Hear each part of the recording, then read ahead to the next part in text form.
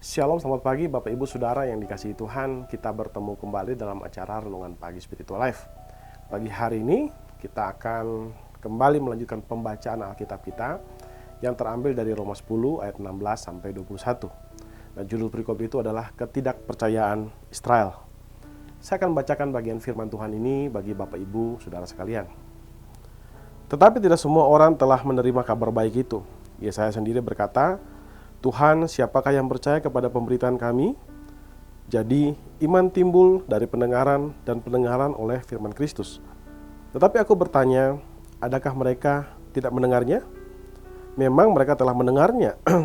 Suara mereka sampai ke seluruh dunia dan perkataan mereka sampai ke ujung bumi. Tetapi aku bertanya, adakah Israel menanggapnya? Pertama-tama Musa berkata, aku menjadikan kamu cemburu terhadap orang-orang yang bukan umat dan membangkitkan amarahmu terhadap bangsa yang bebal. Dan dengan berani Yesaya mengatakan, aku telah berkenan ditemukan mereka yang tidak mencari aku. Aku telah menampakkan diri kepada mereka yang tidak menanyakan aku. Tetapi tentang Israel ia berkata, sepanjang hari aku telah mengulurkan tanganku kepada bangsa yang tidak taat dan yang membantah. Saudara yang dikasihi Tuhan, dalam perikop yang baru saja kita baca ini, perikop ini merupakan kelanjutan daripada perikop sebelumnya. Perikop sebelumnya, Rasul Paulus menjelaskan bahwa manusia diselamatkan bukan oleh melakukan perbuatan baik atau melakukan hukum Taurat, tapi melalui iman kepada Yesus Kristus. Nah, di dalam perikop yang sekarang, Rasul Paulus menjelaskan bahwa ternyata orang Yahudi yang awalnya merupakan tempat atau bangsa yang Tuhan rancangkan untuk melahirkan Mesias. Mereka lah yang seharusnya pertama-tama menerima Mesias. Mereka lah yang seharusnya pertama-tama diberkati oleh kehadiran Mesias.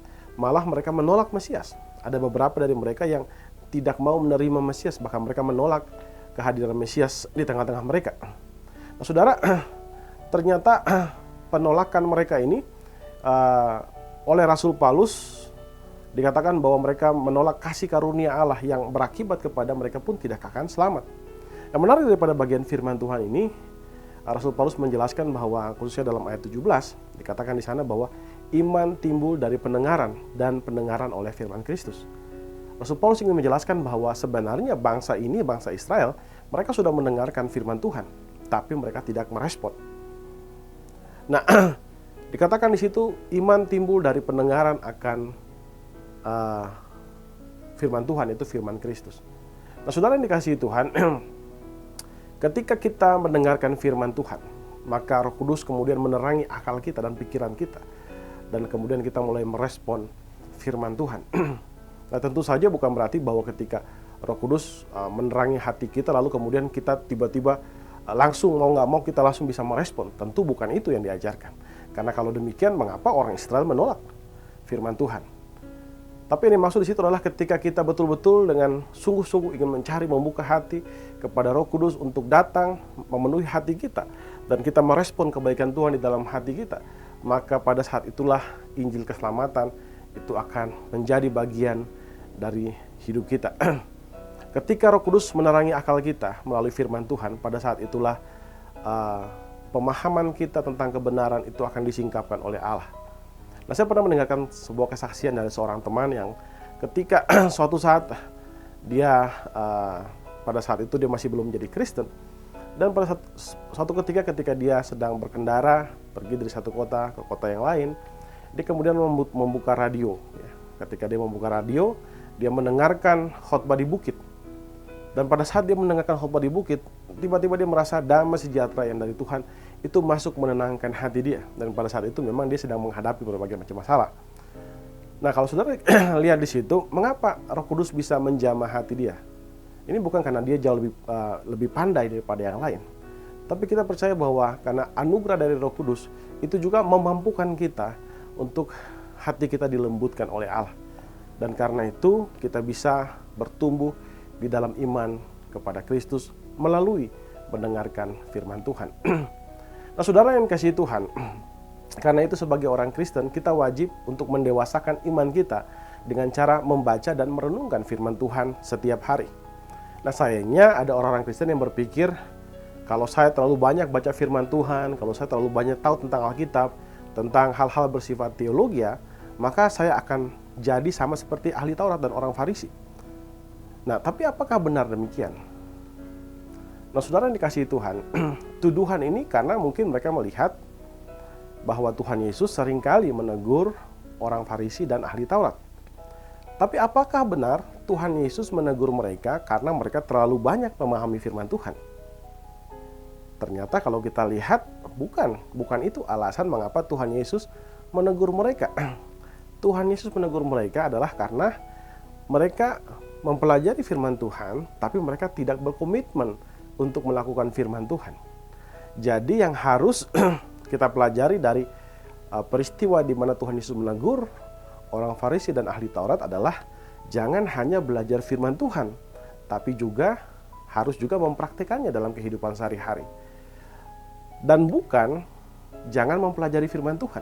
Karena jelas Alkitab mengajarkan kita bahwa kita harus mempelajari firman Tuhan.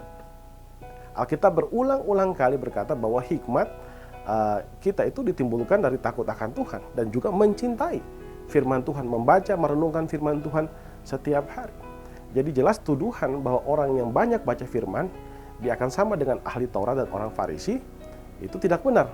Itu hanya benar jika kita tidak melakukannya. Jadi saudara, marilah kita belajar untuk melakukan firman Tuhan dan kita juga belajar untuk mempelajari firman Tuhan supaya kita tahu apa yang kita lakukan apakah sesuai ataukah bertentangan dengan firman yang Tuhan sampaikan di dalam Alkitab. Saudara, marilah kita mengambil waktu sejenak untuk merenungkan firman Tuhan yang baru saja kita dengarkan ini. Saudara, apakah saudara sudah membangun kebiasaan saudara yang dengan tekun membaca firman Tuhan setiap hari? Saudara, marilah kita mendoakan hal tersebut. Berdoalah meminta anugerah Tuhan untuk membuat saudara mampu untuk tekun membaca dan merenungkan firman Tuhan setiap hari.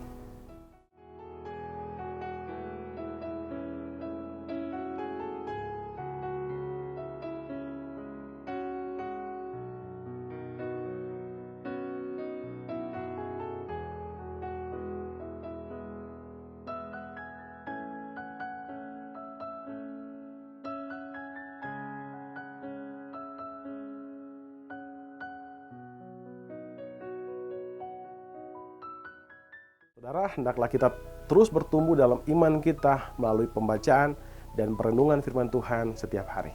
Mari saudara, kita satu dalam doa. Ya Tuhan Allah Bapa kami bersyukur buat kasih dan setiamu kepada kami. Terima kasih jika sampai pada hari ini Engkau menjaga dan melindungi kami Tuhan. Kami percaya itu karena kasih karunia-Mu kepada kami Tuhan. Bapak, terima kasih juga buat firman Tuhan pagi hari ini yang sudah mengajarkan kami untuk kami boleh memahami firman Tuhan, tekun membaca Alkitab, dan juga selalu mempraktikkan firman Tuhan itu setiap hari. Kami tahu dalam mempraktikannya kami pun akan mengalami berbagai macam masalah, berbagai macam kesulitan, karena mungkin manusia daging kami masih terlalu lemah untuk melakukan itu, dan mungkin juga karena dunia tempat kami tinggal adalah dunia yang membenci akan kekristenan. Tapi ajar kami untuk selalu setia kepada firman-Mu, belajar melakukan firman-Mu, sehingga kehidupan rohani kami semakin hari semakin bertumbuh, menuju kesempurnaan sama seperti anak-Mu Yesus Kristus Tuhan kami. Terima kasih Bapa, kami juga menyerahkan hari ini ke dalam tangan-Mu Tuhan. Apapun yang kami kerjakan hari ini dari pagi, siang, sampai malam nanti, biarlah semua kami kerjakan hanya untuk kemuliaan dan hormat bagi nama-Mu saja Tuhan. Terima kasih Bapa, di dalam nama Tuhan Yesus Kristus Allah kami yang berdoa kepada Bapa yang bertahta dalam kerajaan surga. Haleluya, amin. Amin. Bapak Ibu Saudara yang dikasihi Tuhan, selamat pagi. Selamat beraktivitas dan Tuhan Yesus memberkati kita semua.